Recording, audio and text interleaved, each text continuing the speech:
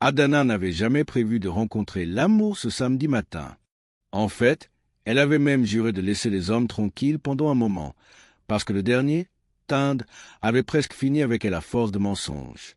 Elle disait à ses amis Finania et Amaka qu'elle se concentrait sur son travail, son Dieu et sa paix intérieure. Même si, au fond d'elle, elle priait encore que peut-être, juste peut-être, un bon homme la trouve.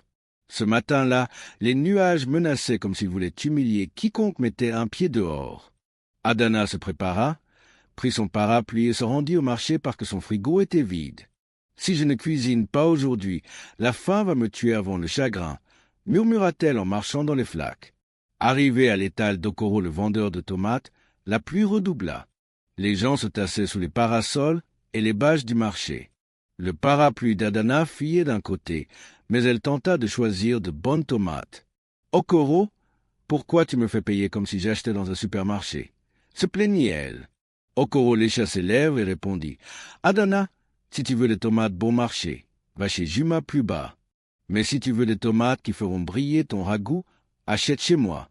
La beauté n'est pas gratuite. » Adana soupira. « Chaque fois que tu me vois, tu veux me voler.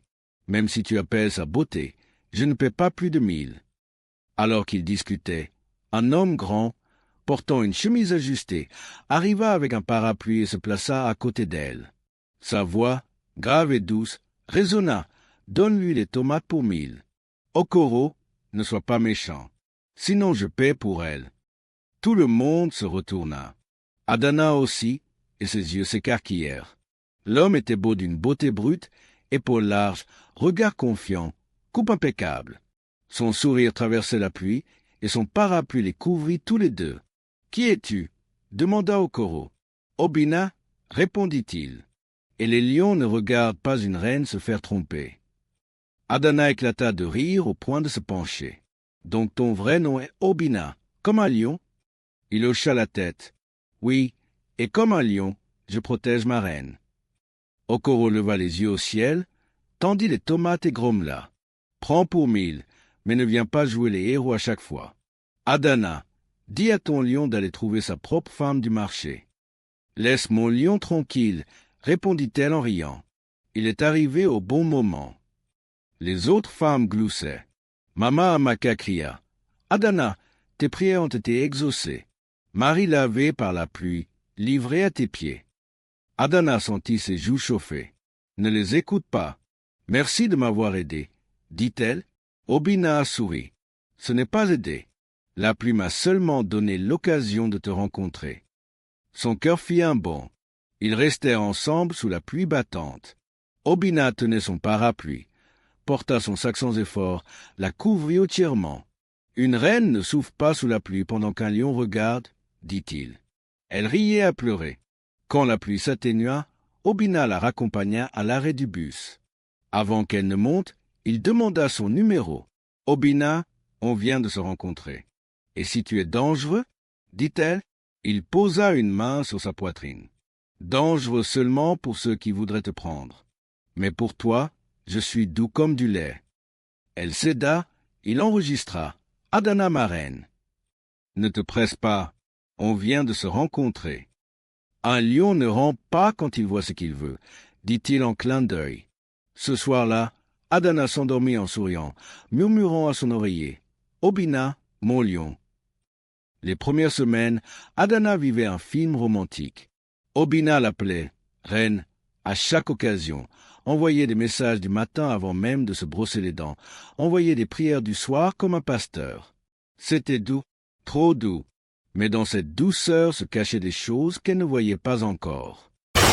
Il l'appelait au travail 3, 4, 5 fois par jour. « Tu as mangé ?»« Obina, il est 9 heures. » Riait-elle. « Une reine ne saute pas le petit déjeuner, » disait-il.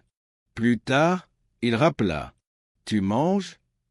Puis encore, et si elle tardait à répondre, il demandait « Quel loup te distrait là-bas ?» Leur premier vrai rendez-vous fut dans un restaurant à Tanga.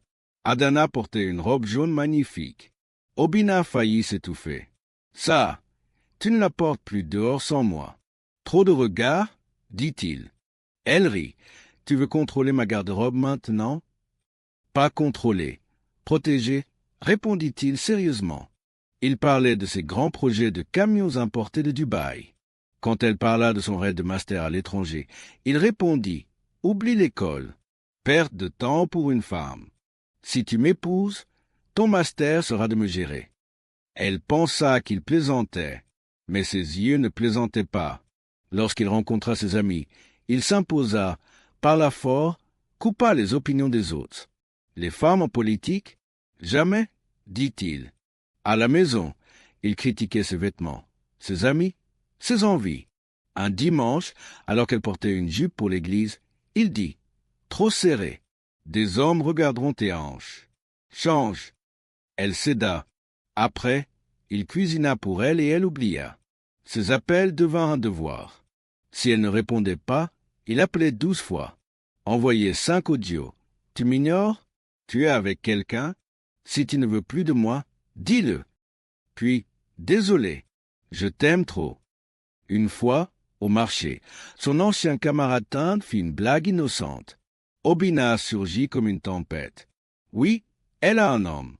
Moi, donc baisse tes yeux. » Adana en eut honte, mais il lui dit le soir, « Je suis jaloux parce que je t'aime trop. » Et elle fondit encore. Ses amis virent tout. « Adana, ouvre les yeux, » disait-elle. « Ce n'est pas de la protection. C'est une prison. » Adana s'énerva. « Pourquoi vous ne pouvez pas être heureuse pour moi ?» Peu à peu, elle s'éloigna d'elle. Les humiliations devinrent publiques. Un jour, entourée de ses amis, Obina dit « Elle a l'air calme, mais elle est têtue. Parfois, je lui dis qu'elle part trop. » Tout le monde rit. Elle sourit, mais son cœur se serra. À la maison, elle dit « Tu m'as humilié. » Il répondit « Tu es trop sensible. C'était une blague. Ne gâche pas l'ambiance. » Et elle s'excusa. Quand elle alla voir sa mère au village, Maman Adana l'avertit. « Attention, ma fille. Quelqu'un peut t'appeler reine, mais te traiter comme un prisonnier. Une cage n'est pas un palais. » Elle répondit. « Maman, tu ne le connais pas. Il est juste protecteur. » Sa mère soupira. « On voit d'abord les signes avant les merveilles. Si tu ignores les signes, ne sois pas surprise des merveilles qui suivent. » Adana rit, mais son cœur trembla. Les doutes la rongeaient, mais elle s'accrochait à l'idée qu'il changerait. Les règles d'Obina devinrent quotidiennes. Où elle allait? Avec qui? Ce qu'elle portait? Ce qu'elle mangeait?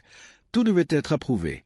Si son téléphone sonnait et qu'elle tardait d'une seconde, il appelait 10 fois. Un jour, au bureau, son collègue Shindu fit une blague gentille sur sa robe. Le soir, Obina explosa. « Je n'aime pas comment il t'a regardé. Tu étais seul avec lui? Les hommes saluent avec leurs yeux.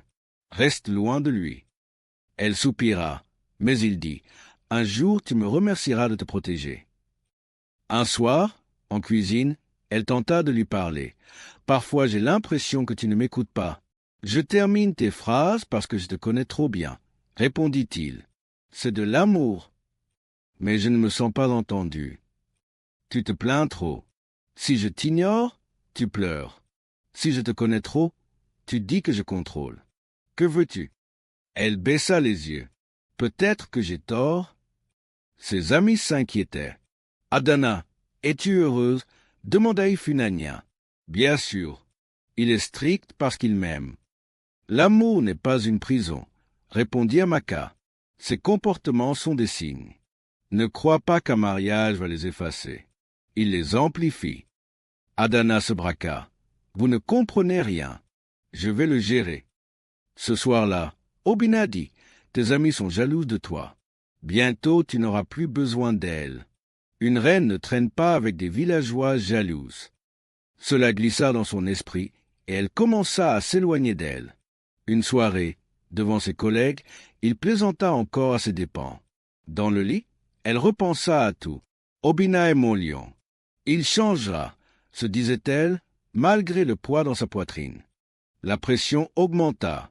Quand elle visita sa mère, elle parla d'Obina avec enthousiasme. Mama Adana hocha la tête. « Ce que tu appelles protection peut être une prison en déguisement. Quand un homme te montre qui il est, crois-le. Le mariage n'efface rien. Il amplifie. » Adana insista. Il est juste jaloux parce qu'il m'aime. » Sa mère répondit, « On voit les signes avant les merveilles. N'ignore pas les signes. » Ces mots restèrent dans son cœur comme un caillou. La nuit venue, dans sa chambre d'enfance, elle se demanda, « Tous les signes annoncent-ils toujours des merveilles? Certaines peuvent être fausses alertes. Non. » Elle se convainquit, « Un lion peut changer. L'amour peut couvrir les signes. Il suffit d'attendre. » Mais la question demeurait, et si elle se trompait? L'histoire se termina sur cette interrogation troublante, invitant le lecteur à réfléchir. A-t-elle raison de croire en Obina, ou court-elle vers un destin plus sombre que les signes ne le laissent déjà comprendre?